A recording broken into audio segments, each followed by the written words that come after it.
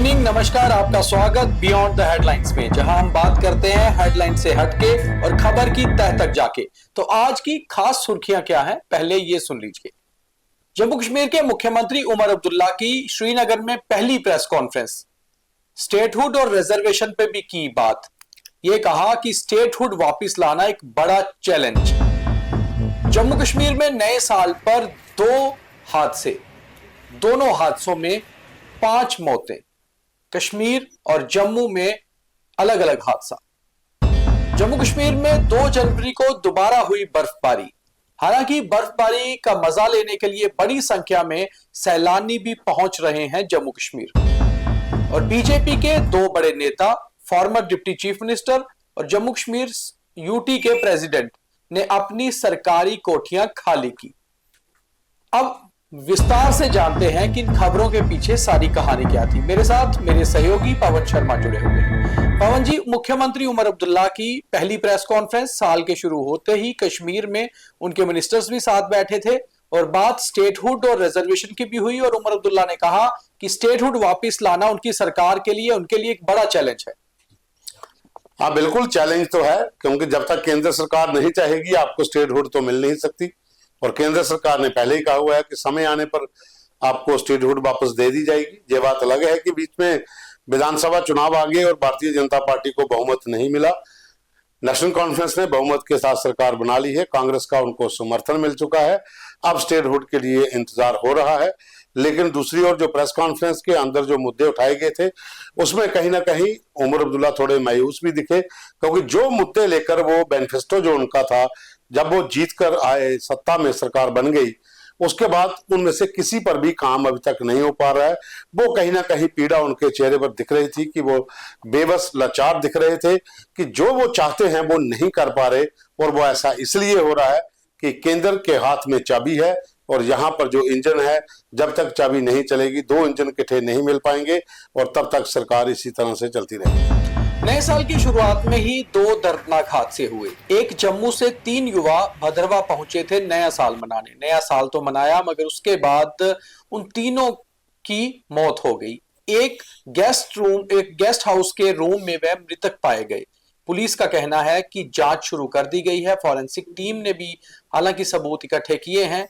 घटना के कारणों की अभी पूरी जानकारी नहीं है, मगर प्रीलिमिनरी इन्वेस्टिगेशन से यह पता चलता है कि सफोकेशन से भी उनकी मौत हुई हो सकती है। वहीं दूसरी ओर तंगमर्ग, जो नॉर्थ कश्मीर का एक इलाका है, वहां पर भी एक घर के जल जाने से 2 मासूम जो है उनकी मौत हो गई। और इस तरह के हादसे खास तौर पे बहुत बार जम्मू कश्मीर में सर्दियों में होते हैं, जिनसे बचा जा सकता है, अलर्ट रहा जा सकता है। दीपक, देखिए, ये बहुत दुखद घटना थी जो भदरवा में हुई, क्योंकि तीनों लड़के जो थे वो जम्मू के रहने वाले थे और वो नया साल मनाने के लिए वहां पर गए हुए थे। और जो एसएसपी डोडा हैं, उनके अनुसार अगर जो उन्होंने बाइट दी थी कि वहां पर घर की तरफ से कॉल जाती है कि लड़के फोन नहीं उठा रहे हैं, फिर उनको ट्रेस किया जाता है और देखते हैं कि तीनों की बॉडीज जो है वो अंदर हैं। लेकिन कहीं ना कहीं इसमें थोड़ा सा मुझे ये लग रहा है कि एक बॉडी जो है वो बाथरूम के अंदर थी, 2 बॉडी जो है बेड के ऊपर हैं।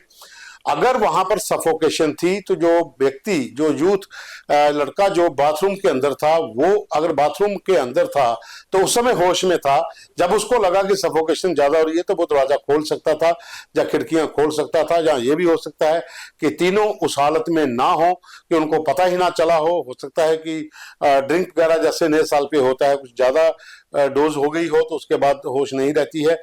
मुझे लगता है कहीं उसी पोजीशन में ना हो कि उसके बाद जो सफोकेशन हुई और उससे वो बाहर नहीं निकल पाए और अंदर ही उनकी मौत हुई। हालांकि ये जांच का विषय है, वो जो फोरेंसिक साइंस की जो टीम है उन्होंने सबूत एकत्रित किए हैं, जांच अभी चल रही है। लेकिन दुखद घटना थी। 3 युवा जो थे वो नए साल की जो जश्न मनाने गए थे वो अब इस दुनिया में नहीं रहे हैं। और दूसरी ओर जो आपने तंगमर्ग कश्मीर का कहा है, वहां पर तो जो बच्चों की माँ थी वो बाजार सब्जी लेने गई थी, लेकिन वहां पर बताया जा रहा है कि उन्होंने लकड़ी जलाई थी और जो बच्चे कहीं लकड़ी के साथ खेलते हुए कहीं उस तरफ ना गए हों और वो लकड़ी से मकान को आग लगी और मकान भी पूरा लकड़ी की था, जिसके कारण वो बच्चे बच नहीं पाए और उनको बचाने का मौका भी किसी को शायद नहीं मिला होगा। जिस तरह के अधिकांश इस तरह के जो वाक़े हैं, जो डोडा, किश्तवाड़, रामबन, भद्रवाह या फिर अगर कश्मीर के कुछ ऐसे इलाकों में होते हैं जहां पर सर्दी से बचने के लिए हीटर जलाए जाते हैं या ज्यादा अलाव जगाते हैं लोग के लकड़ी के जला देते हैं, लेकिन मकान जो होते हैं वो सारे लकड़ी के होते हैं।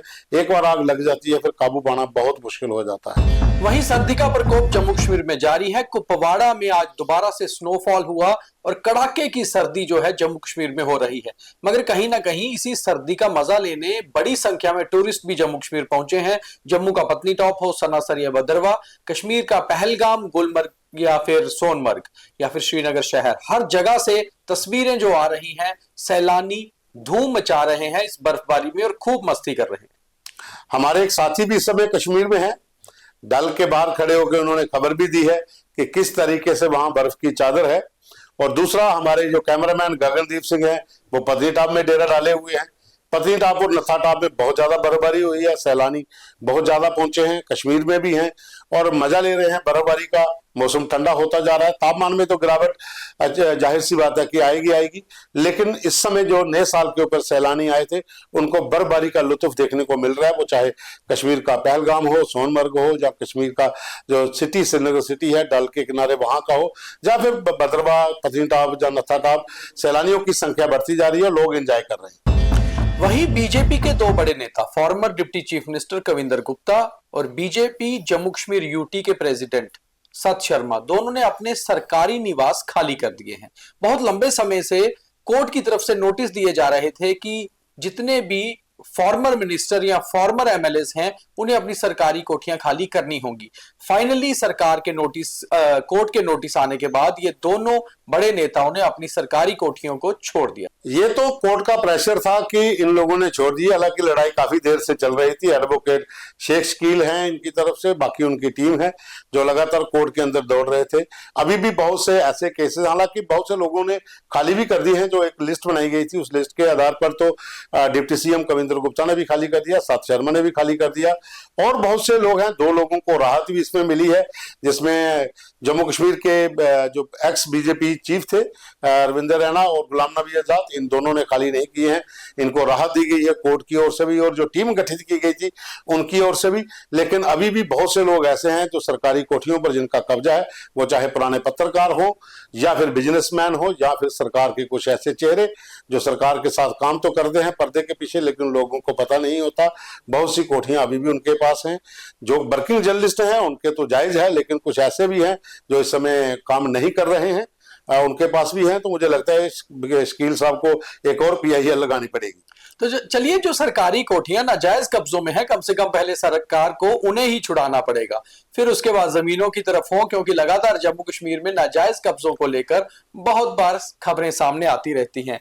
तो धन्यवाद पवन जी। मगर चलते चलते एक खबर और आपको बता दें, 71 आईपीएस ऑफिसर जो डीआईजी रैंक पे थे उन्हें गवर्नमेंट ऑफ इंडिया ने प्रमोट कर दिया है आईजी के तौर पर। इसमें जम्मू कश्मीर काडर के डीआईजी जो इस समय एनआईए में जो है अमित कुमार, वो भी शामिल है। और अमित कुमार अकेले ऐसे डीआईजी हैं जिन्हें शौर्य चक्र दिया गया था 2019 में साउथ कश्मीर में एक टेररिस्ट अटैक में, एक एनकाउंटर में वो गंभीर रूप से घायल हो गए थे और उसके बाद उनकी बहादुरी के लिए उन्हें शौर्य चक्र से सम्मानित किया गया था। फिलहाल वो नेशनल इन्वेस्टिगेशन एजेंसी एनआईए के साथ है और उन्हें भी आईजी के तौर पर प्रमोट कर दिया गया है। तो ये थी आज की खास सुर्खियां और उनके पीछे की खबरें। तो कल जो कुछ खास होगा वो आपके सामने लाएंगे। तब तक के लिए धन्यवाद।